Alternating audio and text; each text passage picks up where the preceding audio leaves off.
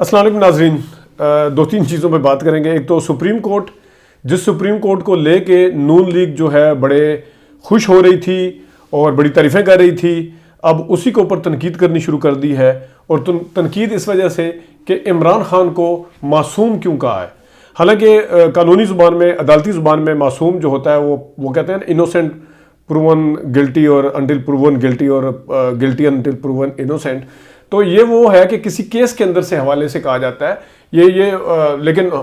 کیا زبردست چیز ہے کہ نون لیگ کے جو مریم اورنگزیب اور عظمہ بخاری اور ملکہ محمد احمد، وہ تو خود وکیل بھی ہیں، ان کو اچھے سے پتہ ہے، لیکن ان کو اتنا خوف اور اتنا خطرہ ہے کہ عمران خان صاحب دوبارہ نہ آ جائیں، عمران خان صاحب کہیں کھڑے نہ ہو جائیں، عمران خان صاحب رہا ہو کے باہر نہ آ جائیں، تو اس کے لیے وہ پریکاشنری میئر لے رہے ہیں، اور وہ جس طریقے سے سپریم کورٹ کے اوپر الزامات لگا رہے ہیں اور بھول رہے ہیں یہ وہی اطہر من اللہ صاحب ہیں جن کے پاس یہ کیس لے کے جایا کرتے تھے اسلام آباد ہائی کورٹ میں، بائی چوائس لے کے جایا کرتے تھے۔ ٹھیک ہے، اعجاز الحسن صاحب پہ آپ الزام لگائیں، انہوں نے مانیٹرنگ جج کا بھی کردار ادا کیا، پیناما کا بھی کردار ادا کیا، پیناما میں اس میں لگائیں، گلزار پہ لگائیں، آصف سعید کھوسہ پہ لگائیں، ثاقب نثار پہ لگائیں، لیکن جسٹس اطہر من اللہ جو ہے ان کو یہ ان کے گیت گاتے رہے ہیں، ان کی تعریفیں کرتے رہے ہیں، اور اس کے ساتھ ساتھ یہ والی جو سپریم کورٹ ہے جو عمر عطا بندیال کے بعد معرض وجود میں آئی ہے، اس کی بھی تعریفیں کرتے رہے ہیں۔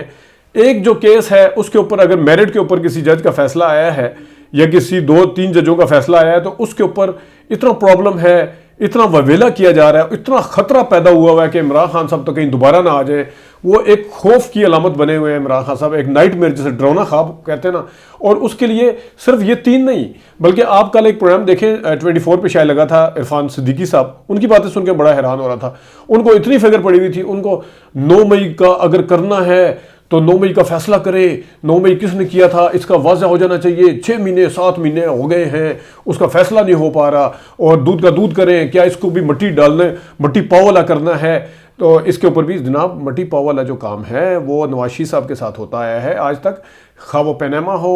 خواہ وہ فلیٹس ہوں، خواہ وہ حدیبیہ پیپر مل کا کیس ہو، خواہ وہ پرانے کیسز ہوں، خواہ کرپشن کیسز ہوں، خواہ IGI بنانے کے بعد اصغر خان کیس ہو، تو یہ مٹی پاؤ والا جو ایک مثال ہے، جو اعتزاز احسن صاحب کہتے تھے نون لیگ اور نواز شریف کے بارے میں، خاص طور پہ لاڈلے کا ورڈ سب سے پہلے انہوں نے یوز کیا تھا۔ یہ تو ویسے بھی فالو کرتے ہیں چیزوں کو، کچھ چیزیں بلاول سے لے لی، کچھ عمران خان صاحب سے لے لی، کچھ اس طرح ملا جلا کے کام چلا لیتے ہیں، اور پھر بنتے ہیں کہ وہ فلاں لیڈر جو ہے بینظیر کے برابر کی ہو گئی ہے، فلاں جو ہے بہت بڑا لیڈر بن گیا، یہ بن گئی ہے۔ تو اس طریقے سے جو کام چلایا گیا ہے وہ سب کے سامنے، ہسٹری کو کوئی تبدیل نہیں کر سکتا۔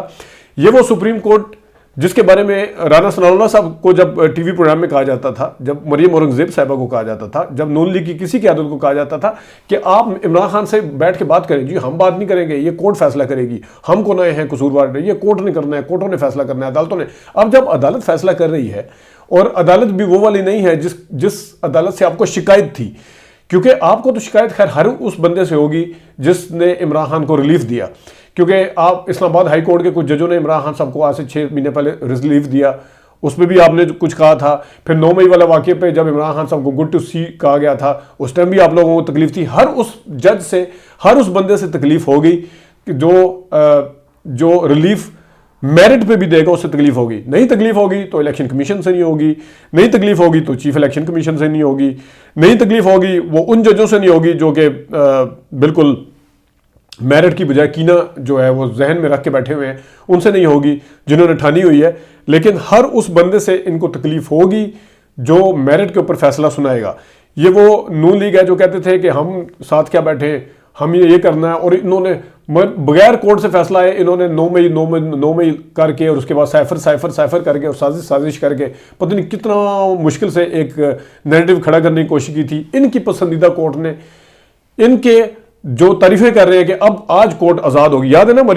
مریم نواز شریف صاحبہ جس دن عمر عطا بندیال ریٹائر ہوئے تھے، کیا کیا ٹویٹس کی تھی انہوں نے، آپ کو یاد ہوگا۔ تو اب کس چیز کی شکایت ہے؟ اب تو سارے ججز جو ہیں ان کے اوپر تو کوئی کیس نہیں ہے، کیونکہ آپ تو ایک جج اگر کیس نہ آتا تھا اس کو اتاریں جی، ایک کہتے تھے یہ تو ہے ہی یہ تو وہ مائنڈ سیٹ ہے، ایک کے خلاف ریفرنس لے کے چلے گئے جوڈیشل کمیشن میں، اس میں جوڈیشل کمیشن جو ہے اس میں، اور اسی طرح سپریم جوڈیشل کونسل میں کچھ چیزیں لے کے چلے گئے, کوئی کس میں لے کے چلے گئے. تو جناب عمران خان صاحب یا پی ٹی آئی کے حوالے سے جو اس وقت الیکشن کمیشن کر رہا ہے, دھڑلے کے ساتھ کر رہا ہے, اور ڈھٹائی کا ورڈ اگر مجھے اجازت دے استعمال کرنے کی, اس کے ساتھ کر رہا ہے, تو آپ لوگوں کو وہ چیزیں ساری میرٹ پہ نظر آئیں گی. یہ جتنی بھی چیزیں ہو رہی ہیں وہ اطہر من اللہ صاحب نے پورا جو یہ فیصلہ سنایا اور اضافی نوٹ لکھا ہے, وہ نون لیگ نے جو 7 مہینے سے ایک بیانیہ گھڑا تھا, اس کو گھڑنے کی کوئی, اگرچہ اس میں پذیرائی پھر بھی نہیں تھی, لیکن پھر بھی یہ کہتے تھے کہ ہاں کچھ نہ کچھ ان کے پاس بولنے کے لیے تھا. وہ والا بیانیہ جو ہے نا, وہ اس ایک فیصلے نے دھڑام سے گرا کے رکھ دیا ہے. اور اب نون لیگ کے پاس اپنا بیانیہ تو پہلے ہی نہیں تھا.